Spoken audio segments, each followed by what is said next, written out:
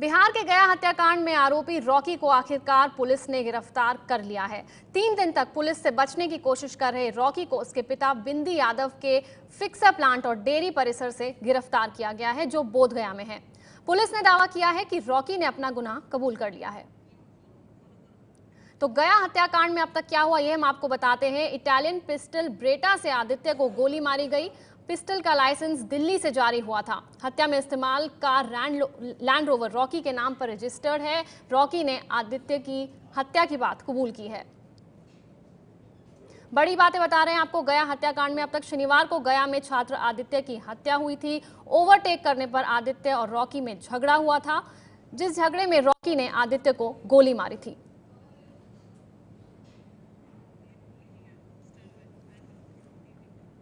Police ने दावा किया है कि रॉकी ने गुनाह कबूल किया है, लेकिन कैमरे में रॉकी ने आरोपों से इनकार किया है। कहा है कि वो उस दिन दिल्ली में था।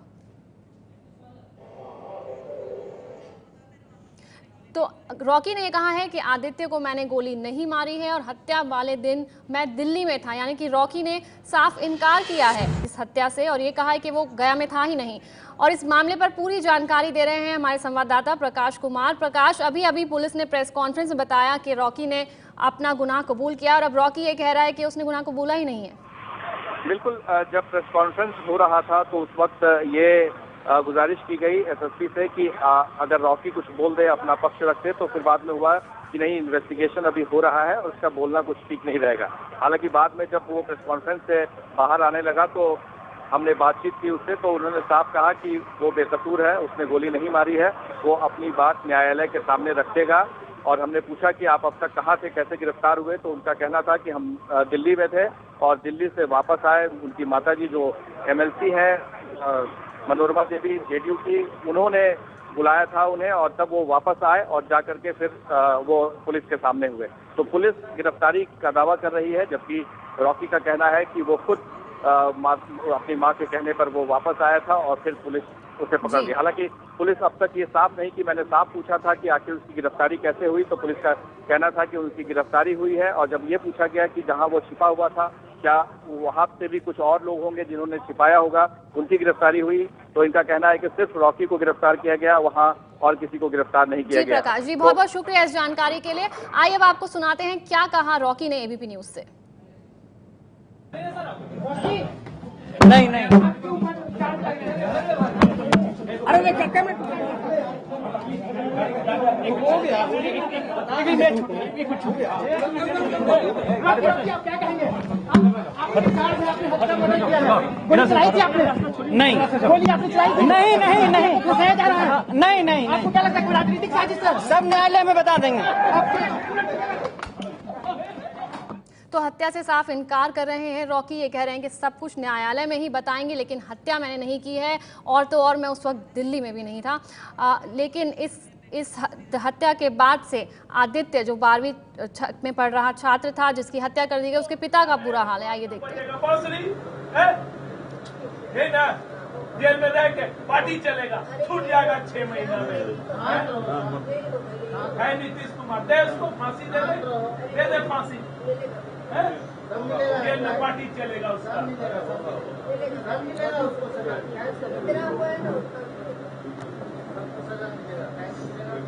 मेरा बेटा तो गया, दुनिया का बिहार का बेटा लूट लेगा उन लोग, पूरा बिहार का बेटा लूट लेगा। सब बेटा लोग को मार दो, सबको गोली मार दो, खाली वही लोग रहेगा, गुंडा लोग, उसका आदमी रहेगा, बाकी सब कोई मर जाएगा।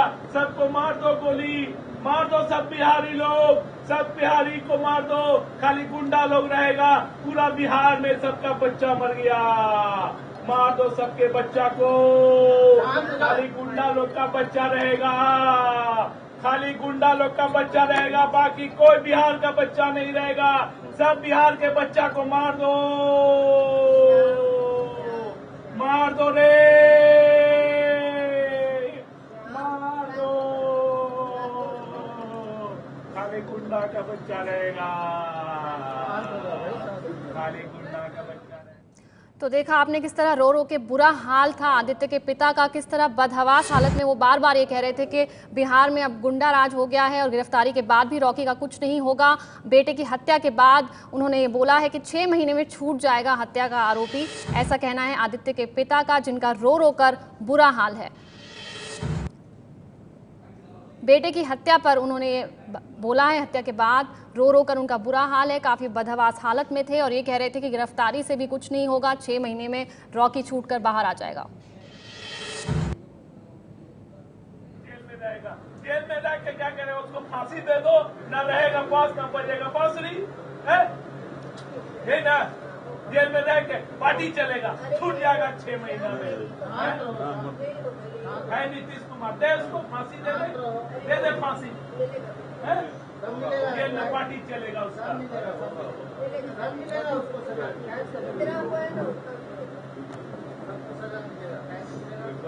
मेरा बेटा तो गया, दुनिया का बिहार का बेटा लूट लेगा उन लोग, पूरा बिहार का बेटा लूट लेगा। सब बेटा लोग को मार दो, सबको गोली मार दो, खाली वही लोग रहेगा गुंडा लोग, उसका आदमी रहेगा, बाकी सब कोई मर जाएगा।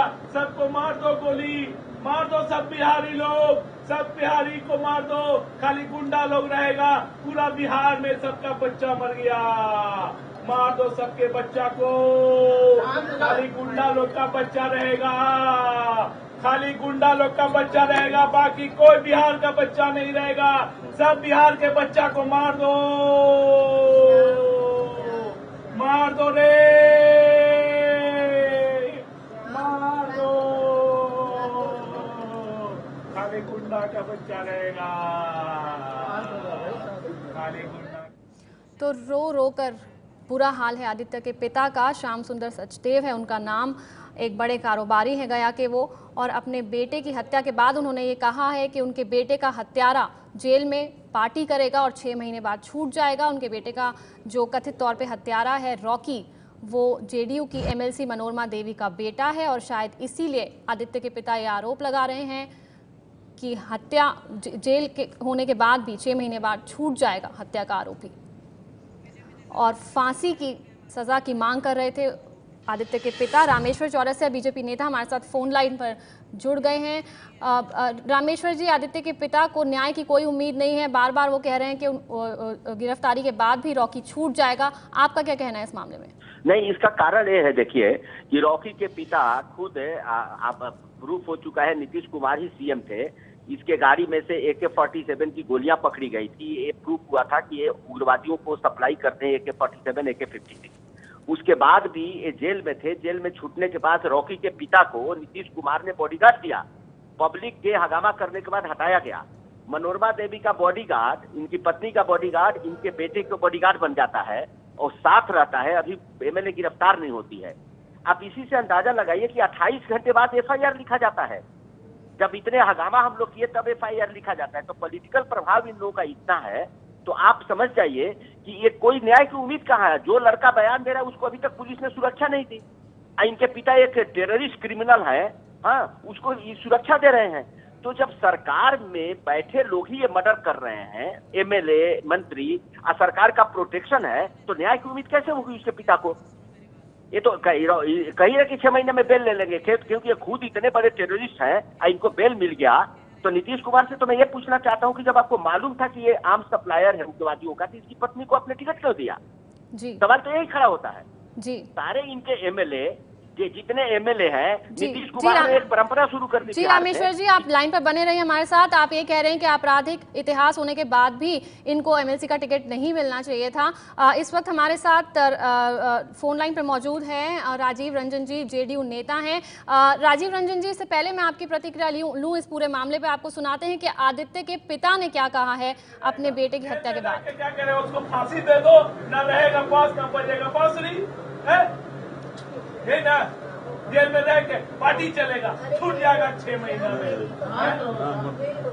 है नीतीश कुमार, दे उसको फांसी, दे फांसी, जेल में पार्टी चलेगा उसका।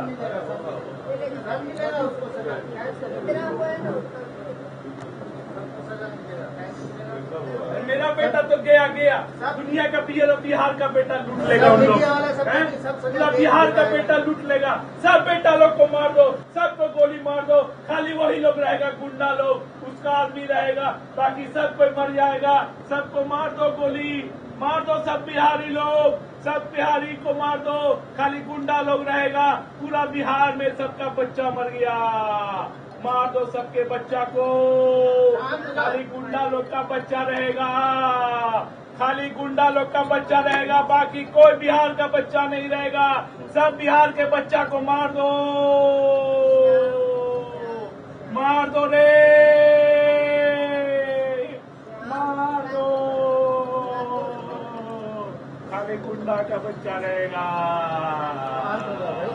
खाली गुंडा का बच्चा रहेगा।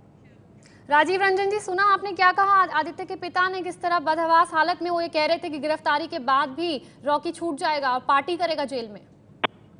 देखिए, सबसे पहली बात ये है, ये एक बहुत ही मार्मिक घटना है और निश्चित तौर पर एक पिता और माता के लिए एक बेटे को खोना, मुझे लगता है दुनिया में इससे बड़ी दुखद घटना उस परिवार के लिए नहीं हो सकती है। लेकिन नीतीश कुमार जी ने कल कहा था गिरफ्तारी होगी, गिरफ्तारी हो गई है। और इसके घटना के तुरंत बाद अभी मैं रामेश्वर चौरसिया जी को भी सुन रहा था, जिस तरह से पुलिस ने तत्परता के साथ सभी जो अपराध से जुड़े, चाहे वो बॉडीगार्ड हो, आरोपी के पिता हो, और अब आरोपी की गिरफ्तारी भी हो गई। और अभी से ये सवाल उठाना कि कल इनको बेल मिल जाएगा, मुझे लगता है न्यायपालिका की निष्पक्षता पर भी चौरसिया जी सवाल उठा रहे हैं। देश में मोदी जी की सरकार है, न्यायपालिका पर भी अगर इनको ऐसा लगता है कि कुछ कह सकते हैं तो मैं समझता हूँ ये उनका मामला है।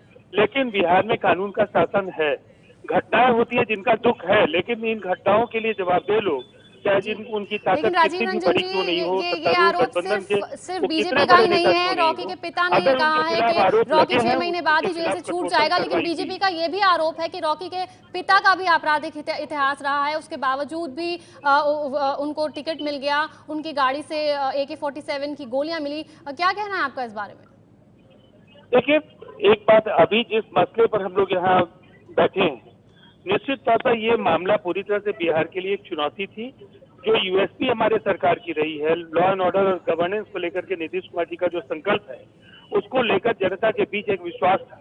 और आज फिर से इस गिरफ्तारी के बाद वो विश्वास कायम हुआ है कि चाहे कोई व्यक्ति किसी एमएलसी का बेटा हो, एमएलए का बेटा हो, अगर कानून उसने हाथ में लिया है तो उसके खिलाफ कार्रवाई होगी, और ये कार्रवाई हुई। और जहाँ तक जी बहुत बहुत शुक्रिया राजीव रंजन जी। रामेश्वर चौरसिया जी, क्या कहेंगे? राजीव रंजन जी ने भरोसा दिलाया है कि सब कुछ ठीक ठाक हो जाएगा। उनके पिता का डर वाजिब है, पिता का डर वाजिब है, क्योंकि उनके पिता जेल में होते हैं, जेल से बाहर आ जाते हैं। प्रधानमंत्री पर सवाल जी ने बोल चुका है, उसके बाद में नीतीश राज में उनको वापस आ जाते हैं वो, और परिवार को सुरक्षा मुहैया कराते हैं। उनके पिता परिवार को खुद डरा हुआ है, उस परिवार का बच्चा वापस नहीं रह पाएगा। उल्टा हुआ होता, घर अब तक तहस नहस हो चुका होता, देखने को नहीं मिलते, कितने मर्डर हो चुके होते। राजीव जी क्या बोलेंगे इसमें? नीतीश कुमार जी ने जो माफिया को संरक्षण दिया है, ये माफिया के संरक्षक बन गए हैं। इसलिए न्याय की उम्मीद किसी को पूरे आज व्यापम से लेकर के तमाम सवालों पर आपकी सरकार कितनी साफ साफ काम कर पाई है, आपको भी पता है। एक एक जो लोग मारे गए उनको, उनके परिवारों को सुरक्षा देना तो दूर, आज सारे मामले वो फाइल में दफन होते जा रहे हैं। जी बहुत बहुत शुक्रिया रामेश्वर चौरसिया जी। बीजेपी नेता, जेडीयू नेता से बात हुई हमारे राजीव रंजन जी से, और बीजेपी नेता रामेश्वर चौरसिया ये आरोप लगा रहे थे कि गिरफ्तारी के बाद भी कुछ नहीं होगा।